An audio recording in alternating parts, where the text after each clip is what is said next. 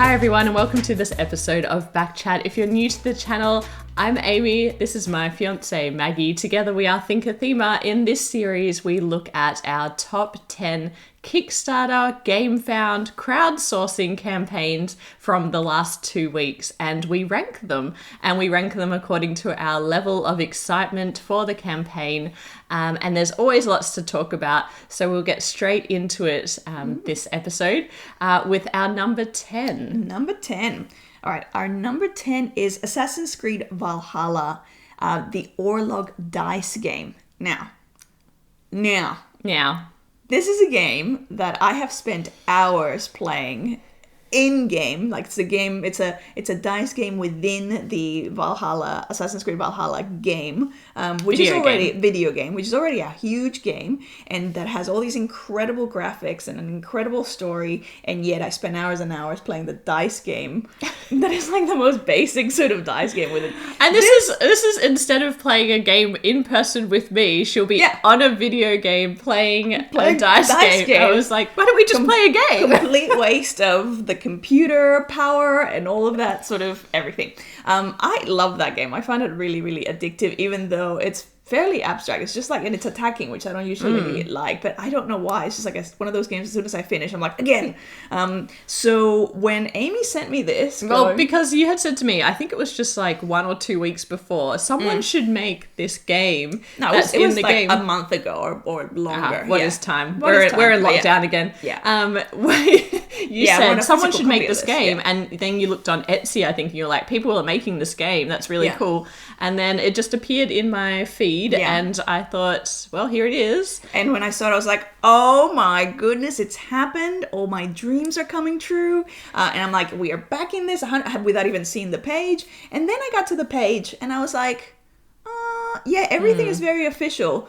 But it's almost like the fan-made stuff that I've looked at seems like the quality of it is just way more enticing to me. Like the dice themselves, they just like everything just felt a little bit like, Yeah, look, I looked at it, and of course it's doing extremely well. It's over 700,000 Australian dollars. I mean, that's the power of IP. Yeah. For me, because I have no connection to the game, I gave this game a 4, and you gave it a 7. So you're the one really dragging it into our top 10. I was like, when she sent me the link, I was like, this is an immediate 10. Yeah, she's like, this is my number 1. So that actually really talks to how like disappointed I was when I sort of was looking through the campaign, and I was like, oh, okay, and I'll tell you why. The components, they kind of had the cardboard components that then, you know, as things have been unlocking now, they've been upgraded to some of like a better quality stuff. Everything just feels, and again, this is just my perception of it, everything just feels very plasticky. Yeah. When like so many of the stuff that fans have made is such beautiful, and that you can buy, it's like such beautiful, like handcrafted, engraved stuff that looks and feels a lot more authentic. I'm gonna say like what you would have played with if you were in that era and time. And the game, so that we should explain, the game is like a 1v1, like 2-player only game where you're essentially, it's only a 10 to 15 minute game. You're all going to be rolling dice, and those dice are going to have different attack and defense effects, and you're going to be playing that out until there's one remaining winner. I was kind of the same. I looked at, so they have unlocked the real stones, which are quite nice. I'm not a huge fan of the glow-in-the-dark dice. Like, I'm not going to be sitting around playing a game in the dark. So, and like, even is it dark in the game? Well, yeah, because it usually played in kind of either it's nighttime like or you're a in like tavern a or something. type. So it's like probably the best mood for it would be candlelight. But even then, like, it's the glow-in-the-dark is not the right mood, I feel. For like I didn't like the dice trays. They look very plastic. Yeah, I didn't love that. But more than that, I don't love the price. It was the other barrier. It's $46 shipping to Australia. Yeah, which is almost the same price as the game, making it extremely expensive. Actually, it's more than the game. So the total price is just for a small 2-player game that's mostly dice for 10-minute game. No, I'm buying €1 for that money. Well, and also, like, if anything, it made me sort of take the plunge, and now I'm actually more seriously looking at some of the fan-made ones, because it's like, well, now I can really appreciate the the effort and the artistry that's gone into those. So so this is at our number 10 because That's number 10. and it pains me. And Maggie loves the IP, but I it's love our the number IP. 10. Yeah, and I love that game in particular within the IP. Maybe you'll be able to pick it up at retail because it's such a big release. Yeah. We'll see. Anyway, that is our number 10, Assassin's Creed Valhalla, the game Orlog. Yes. Number 9 is a card game that is solo or cooperative only, and it's Spires and Hildegard. Mm-hmm. Do you want to talk about this one? Since it is a solo game. So it's a solo game. You can play it co-op, but it's sort of really been created for solo play. Yes. And it's kind of like a choose your own adventure mixed with card play and some dice involved as you're kind of coming across different events. But you're playing as Hildegard, who's the young heroine, and this is Hildegard's first assignment as a messenger, and you've got this assignment to deliver this mysterious package, which for all the kids playing at home, don't ever deliver mysterious packages. If someone comes to you saying, hey, I've got a package for you to deliver or to move across the border, to take into another country, to take with you as you're going overseas, and you go, what's in it? Don't accept mystery packages either. Just don't. But for the sake of the game, she's very excited about this, and there's a lot of like, ooh, what could it be? What could it be? And so in the journey, we're going to be encountering a lot of events and a lot of different characters, and you get to do all sorts of outdoorsy activities that we love, like foraging. We forage mushrooms. We like do fishing. forage mushrooms. Fishing. Yes. I love the fishing in this game. So if you watch some of the videos that are on the campaign, you can see the fishing and how it plays out, which is kind of, there's a bit of luck and chance, but you're trying to mitigate against that by using different types of bait, which is really cute. And then you don't know what kind of fish you're going to pull up. Yeah. So I really liked that element of the game. So it's largely a choose your own adventure with some elements of gaming throughout, but it's really more about discovering the story. And it's got a lot of different possible, obviously, outcomes depending on the paths. Yeah. And Spire's End was actually a game by the same designer that was created before, but it was very much in the horror space, which is definitely not our thing. This is so much more something that I could definitely see you playing in particular, because my rating is a bit suppressed because I don't play solo games and I don't like cooperative experiences. But this one, the artwork is just absolutely stunning, cute. like so beautiful. Like I could stare at those cards all day. They're so lovely. And there's a lot of cards. I think it's like 400 cards. And 4 chapters. So definitely check this out. I know that other people have been requesting the original Spire's End as part of the campaign. There were 50 pledges available that included the original game, and they sold out immediately. So I know that the designer or the publishing team are definitely working hard at that. I do have one point of feedback, and that is that for a game that is centered around a female protagonist, which is incredible. I want to see more games like that. It's so wonderful to be able to play, as the main character, as the lead character, to be able to kind of see yourself in that character. For a game that's doing that, which is wonderful, there's not a single female on the campaign page, and that really makes me sad. This is not the kind of game that we would typically cover because it's solo and cooperative, but there are so many women out there that do love that style of game, and it would have been great to just see just one of the videos, one of the quotes coming from a female. Would have been nice. We need more of that in the hobby. So that's our only point of feedback, but the game came in as our number 9, Spires and Hildegard.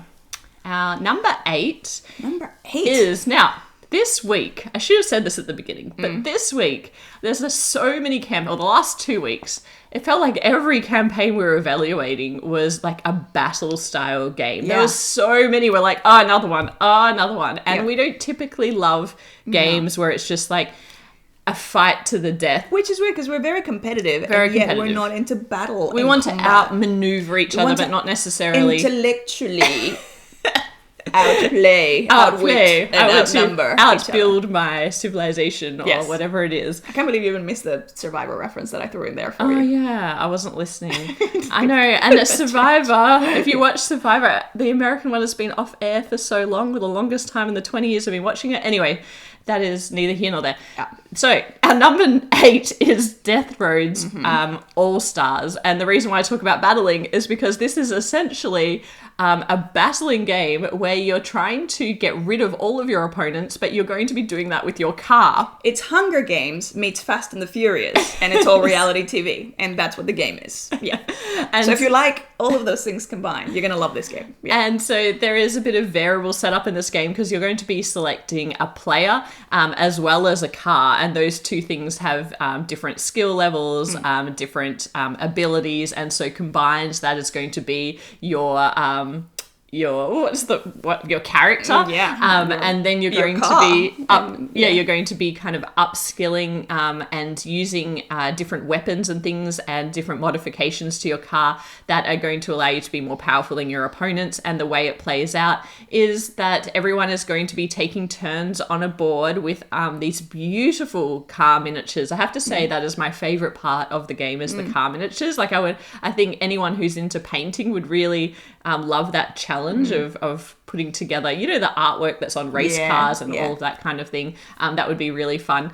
But you're all basically going to be moving one at a time and trying to basically get rid of everybody. The game has player elimination, which some people are going Hunger to... Games. Last person standing. Yeah, some people are going to love and other people not so much. But it does feel like you would be pretty engaged in the battle, even if you were taken out early. For me, there's also, it sounds like there's the element of luck that's going to come into it, like high luck, which is fine for this type of setting because it will just add to the chaos. What part did you think? I don't know. I think it's because it talked about how you can never, and I don't know if maybe that was just like marketing talk, so you can never predict or like you can never plan for how the game is going to end. Yeah. And so to me, it made me think of like, oh, well, then there must be an element that you can't control, and I guess you can't control what other players are doing. It's more how other players are playing. I didn't get a sense there was a lot of except for at the start of each round you do reveal a public event, but that is known, and it's something that's going to affect all the cars at the end of that round, or all the players at the end of that round,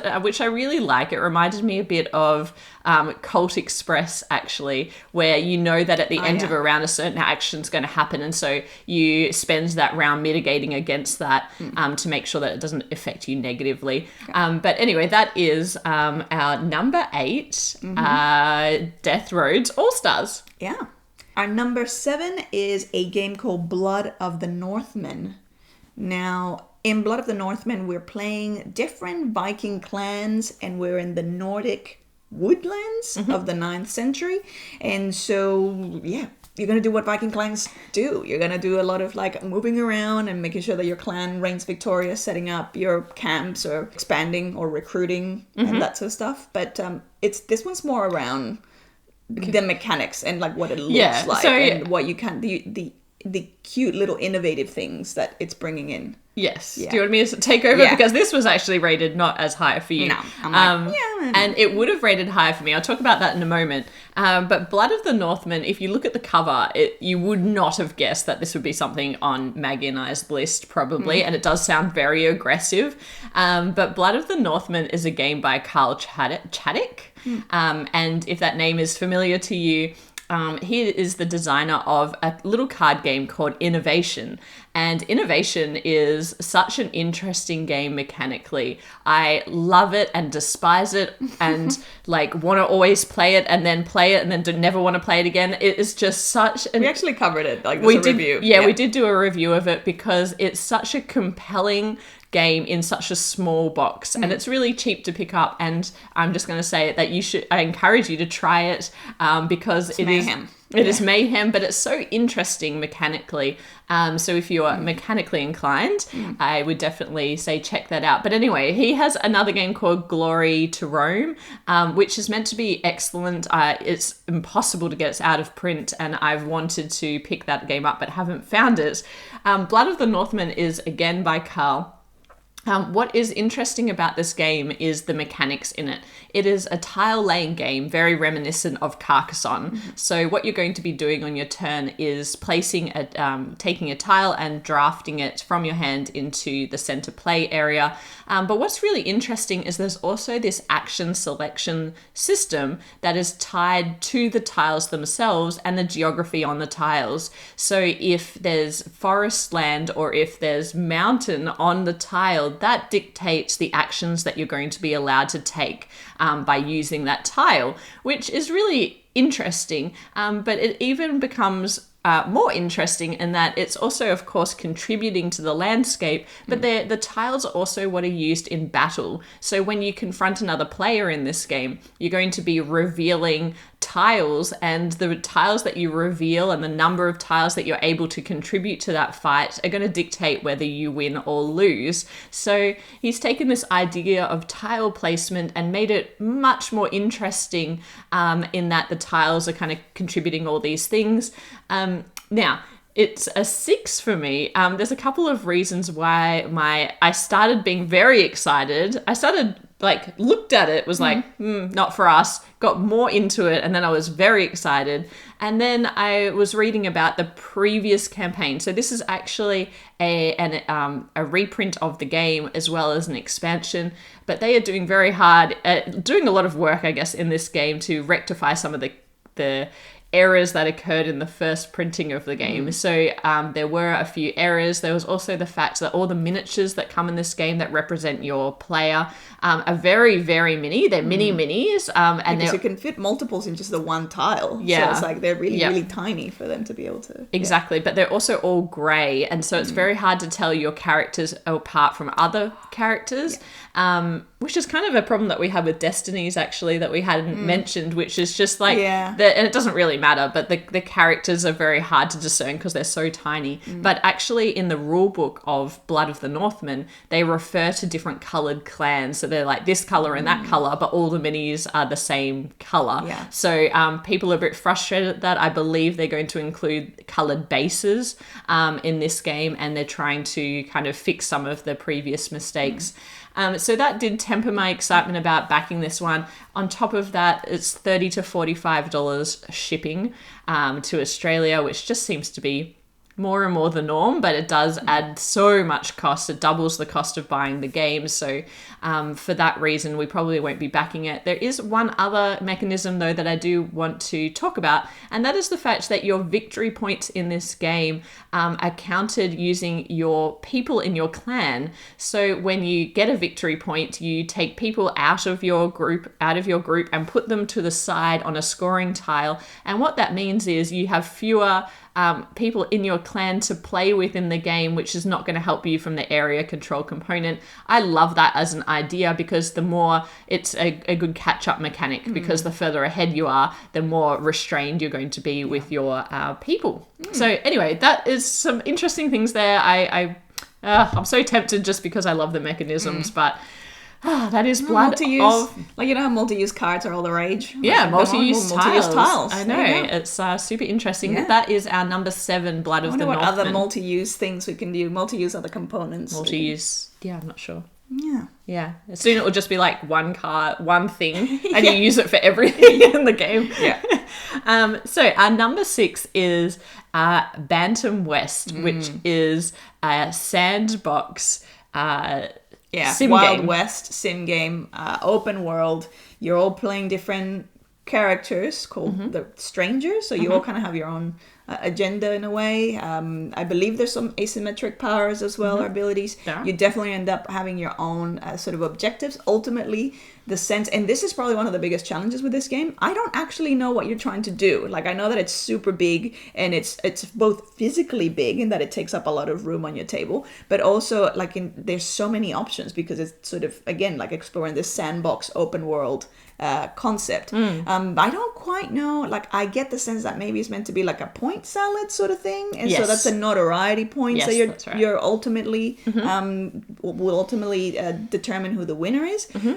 But you're in the Wild West. You're going to be doing all sorts of different things. You're going to be doing fighting bandits, fighting enemy players, fighting. There's even NPCs in there. You're going to be recruiting people that I believe you can even either you can backstab or betray for other benefits. You can also have a much more Peaceful.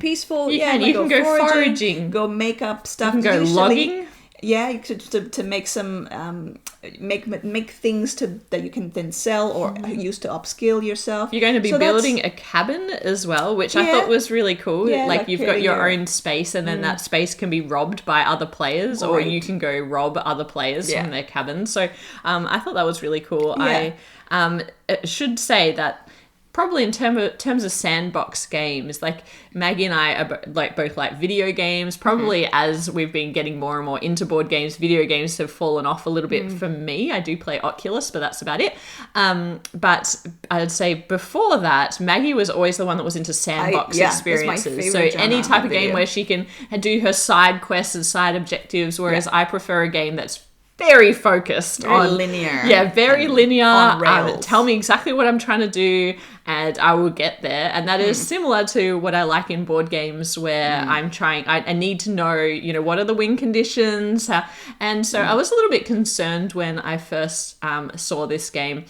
Because it's described as a sandbox, but I read the rule book and I thought it was quite interesting that in this game, with all that sandbox anxiety that I had, the very first couple of pages talk about the fact that in your first game, you get given a introductory to-do list for your character. And I really liked that because it gave me a sense of comfort that there were things that you could check off and that those things would contribute to your notoriety or your VP in the game. And then as you become more comfortable with all of the different possibilities in the game, they kind of ramp up the game and they give you new things to do or get done. And I thought that was really clever because it felt not as overwhelming as just, here's a whole heap of things, off you go.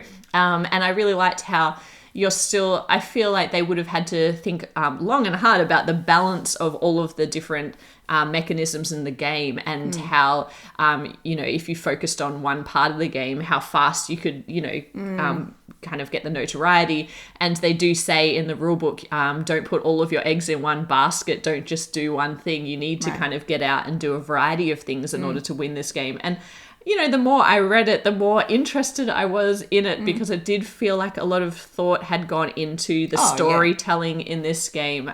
You can even, you can rob each other, but you can also go to jail. So you can get taken to jail. So it really felt like if you're into this Wild West theming, which we will entertain, but it's not super, doesn't draw me in, maybe more than fantasy themes. But so the more I read about it, the more interested I was in it. So I'd say I'm curious about it because I'm curious to see, and I love exploring a world and I love that sort of, that aspect of it.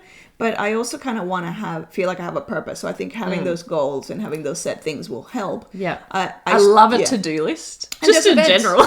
There's apparently some events as well that happen, and you love events. So I do love events, but there's I that. really love the to-do list.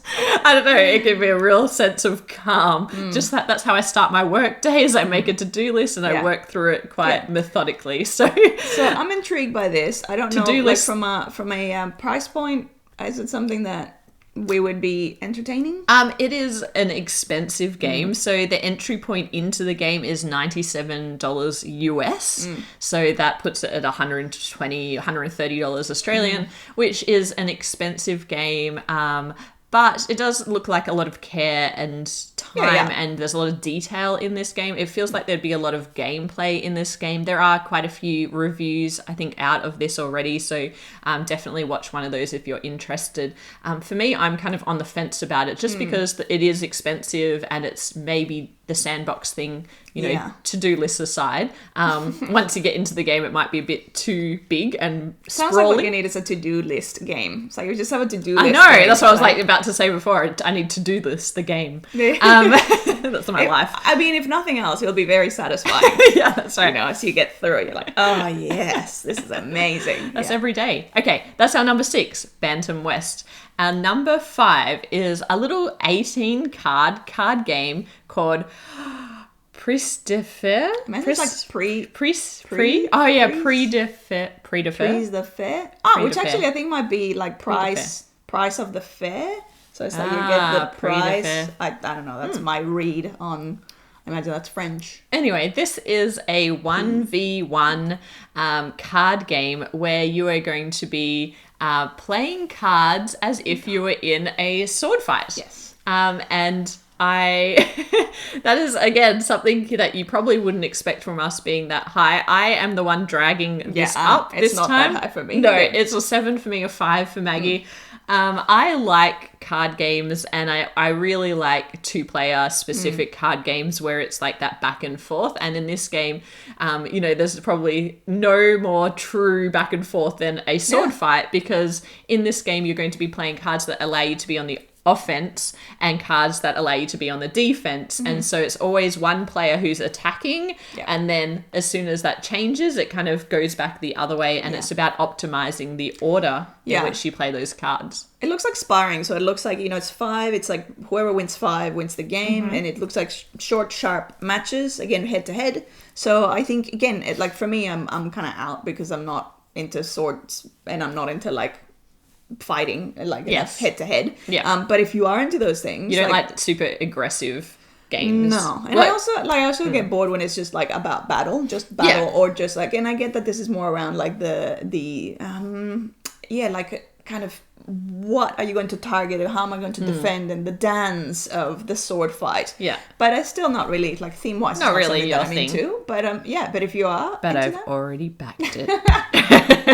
I've already backed it because it's 18 cards, which means it's super cheap, and it's cheap postage, $6 anywhere in the world. That's so advantage. I like this because it seems like a little kind of indie game, and one that has a really cheap entry point. So why not? So I'm excited about that one. That is Prix de Fer. Prix de Fer. Yeah. Our number 4 is another interesting little card game called A Kindly World. A Kindly World. Now, this is from, you probably have a better background for this. It's like a Japanese bookstore that has been creating mini or board games that have some sort of book element about it, or are about books, or about a narrative. And this one's sort of their homage or their nod to manga.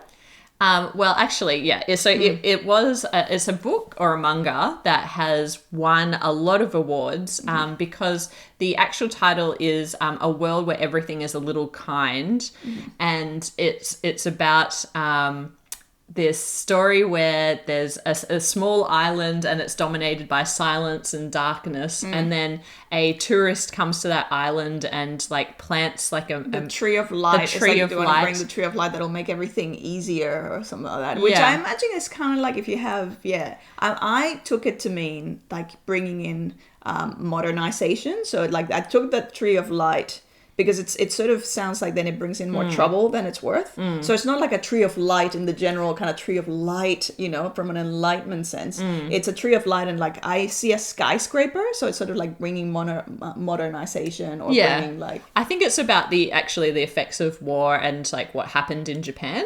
But I believe that that is where it comes from, is about the aftermath of horrible event. But it's basically the book was really famous, but the designer also is quite famous in his own right. It's by Taiki Shinzawa, who is the designer of a game called Ghosts of Christmas by Board Game Tables that we backed recently. So some people might remember that game.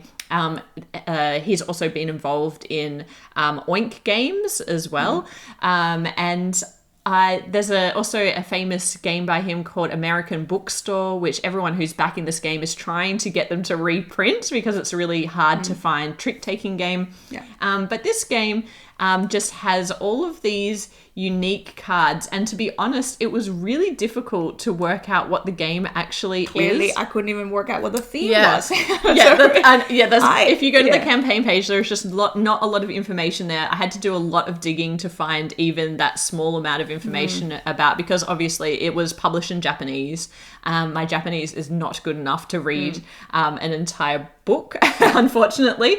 But there are 60 cards, and they have the most incredible, beautiful design. By now, you would have seen them on screen.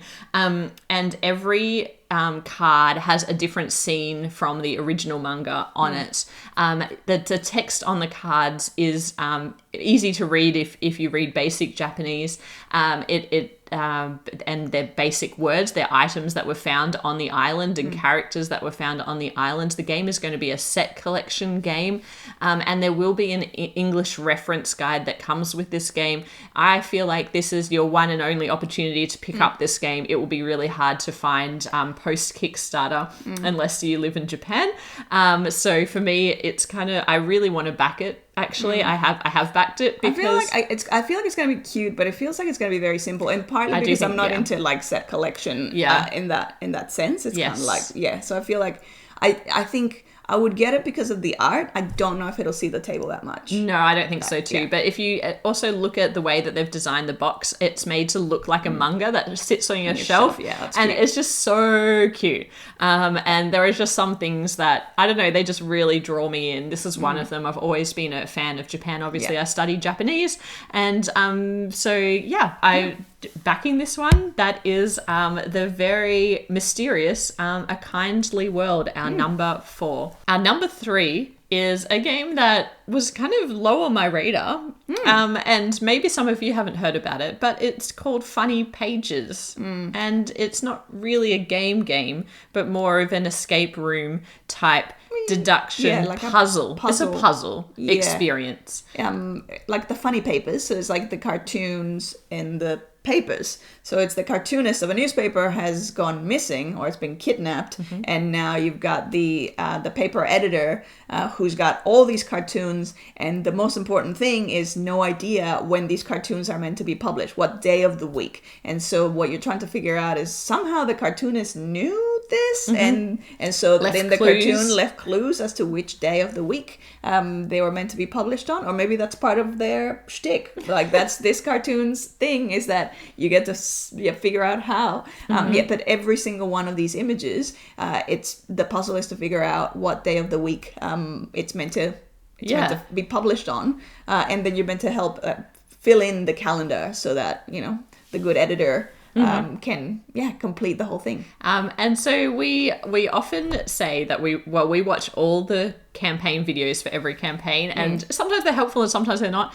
This one's really cool to watch because it features and is produced by Paula Deming. So most of you would know Paula Deming from her wonderful content that she puts out and the hilarious kind of comedy skits that she creates in gaming.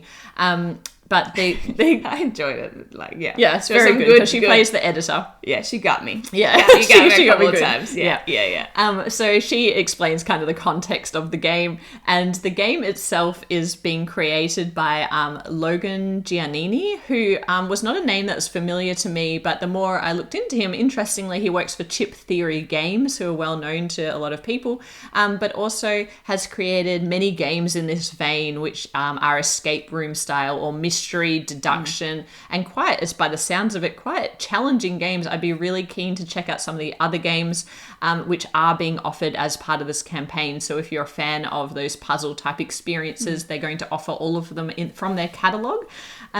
Now, have we backed this? No, not yet. And the main reason here is cost. From my understanding, they were trying to offset some of the shipping costs by making the game price a bit higher, so that would just be a stable kind of revenue that they would make from this game. But it is $49, and what you're getting for that is really 28 kind of postcard or a bit bigger cartoons that you're going to be trying to work out this puzzle with, as well as a couple of other accessories. But for the most part, you're getting these 28 comics.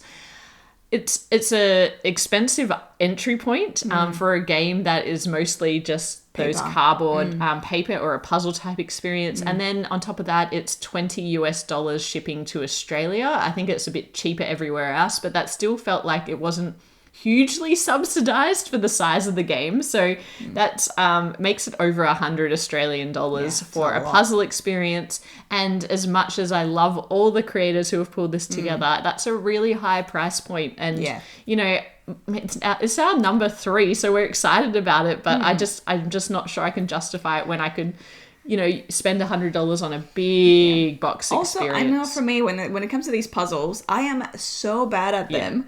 And I mean, no, not you're bad at them, but yeah, you don't. I thought you were going to say you don't like. No. I'm bad at them, and I also don't have a lot of patience. So it's like I know that I'll stare at it for like 5 seconds and be like, yeah, I don't know, and then move away. And so I don't know how much of it I'd be able to get through. I enjoy it when someone figures it. I was like, oh yeah, that's clever, that's cute. But it's rarely me. Yeah, and I just don't have the. I was more thinking. I didn't think Maggie would be that into it. I was more thinking about my sister, the engineer, who's very good at deduction and this type of puzzles and escape rooms and that type of thing. So I thought her and I could do it together. But yeah, the price is a bit prohibitive. So that is our number 3, Funny Pages.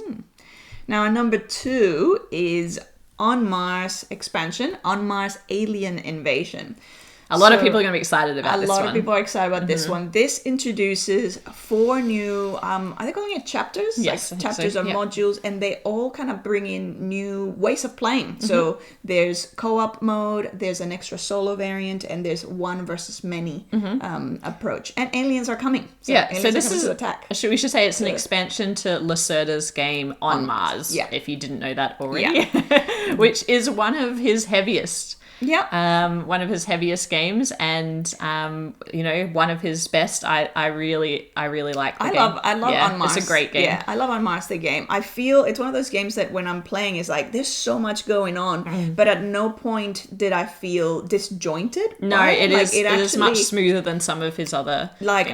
I felt like the whole time that I'm playing, I'm like, this is really challenging, but I always feel like I'm in good hands. It's like the engine underneath this is robust and solid, and it's not gonna let you down, even if you're struggling yourself all the way through it. So it's a really good it's a great game, but I've always but have I, when I've been playing it, felt like all this game needs is more stuff? No. Not at all. Not once. Not once. No. I quite I mean, there's a lot going on in this game, and there's already enough of a brain burn where you're just like, especially because it's so tightly competitive. So there's I've never thought, wow, I wish there was something else to think about. But, in this expansion, or the different chapters, there are different modes that are being introduced. The first one, which gives you most of the new components, is the 5th player edition. And that 5th player plays as an alien versus everybody else. So it would be kind of one versus many. Then there are 2 co-op modes. And then there is a 4th and final solo mode.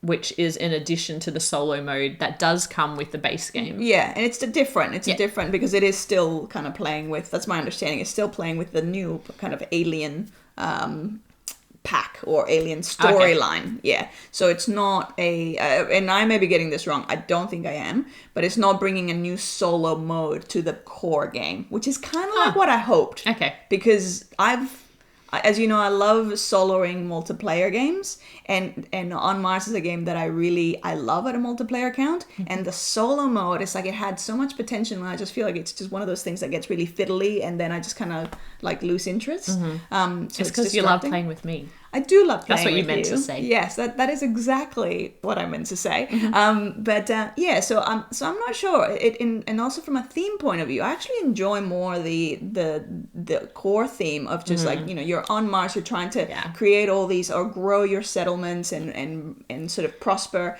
The storyline of the alien invasion, I know, it's starting to stray a bit too into fantasy or sci-fi fantasy. Not usually our thing. Not really our thing. And even though it's our number 2 this week, it was lower rated by me, and you could probably guess why. This is really only introducing co-op modes and solo modes. Two things that I'm not interested in.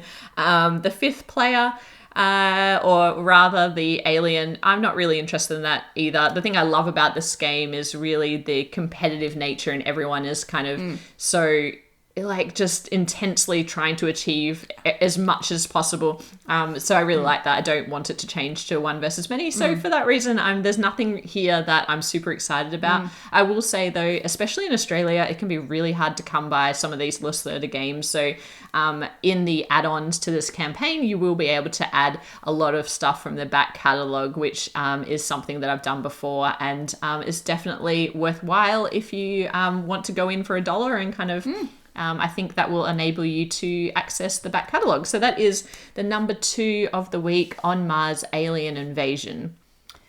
And now for our number one. Our number one, if you haven't guessed already, is a game called Distilled, which we actually cover. We don't usually do Kickstarter previews, but this was one of those, like, when we saw the theme, which we were intrigued by, and we saw that it was a euro, and I was like, this is very, and then started getting hints as to how the gameplay was going to work. So we have to try this. So we did cover it, and essentially in Distilled, you've all inherited a distillery from a distant relative, and so you're going to be working your way from rookie distiller, learning the ropes, and only having a recipe for moonshine and vodka and like your family recipe, through to becoming a master distiller and being able to create a range of recipes, have all these spirit points from having made all these amazing spirits and sold, and all this money from selling all your booze that you've made. All your booze. All the booze. All the grog. All the grog. That's it's grog. I think that's an Australian. I think it's a very Australian term. Yeah. Booze is more universal. Yeah, you're going to be selling in your bottle-o. So you have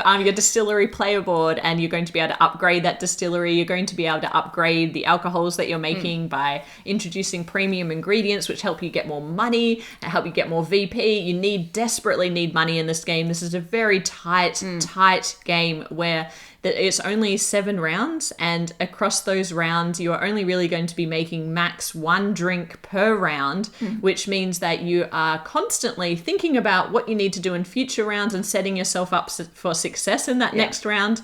As we talk. Sorry, you were going to say something? No, taking a deep breath. Yeah. No, I think because I think you're about to say it. It's like, this is one of the most thematic Euros that we've played. I was not about to say that. Oh, well, there you go. But it definitely was. It's one of the things that I love the most about it. It's like, it's not a Euro that was like, what kind of theme would fit this? It's definitely. Like, this started with the theme, and everything else was made to serve that theme. Yes. So every mechanic that you do, the distilling process is I find it really fun. Amy finds it like excruciating. But it's the thing that I love most about the game and least about the game. When you put together your drink, all the ingredients, you shuffle the whole stack of cards, and then you will be taking out the top and the bottom part of the head and the tails of the deck, which is representing the kind of impurities that you're removing from the drink, like you would in real life. But in the game, it will dictate what kind of drink you make as to which cards are left over. And more than once, luck was not on my side, even when I had mitigated that luck as much as possible, which led to excuse me, sometimes I had a huge stack. Anyway, it was only really in relation to the signature drink, which is an opportunity to make a drink in the game that is super powerful or gives you lots of victory points. It was what I was very single-mindedly focused on, which probably wasn't the right thing to do.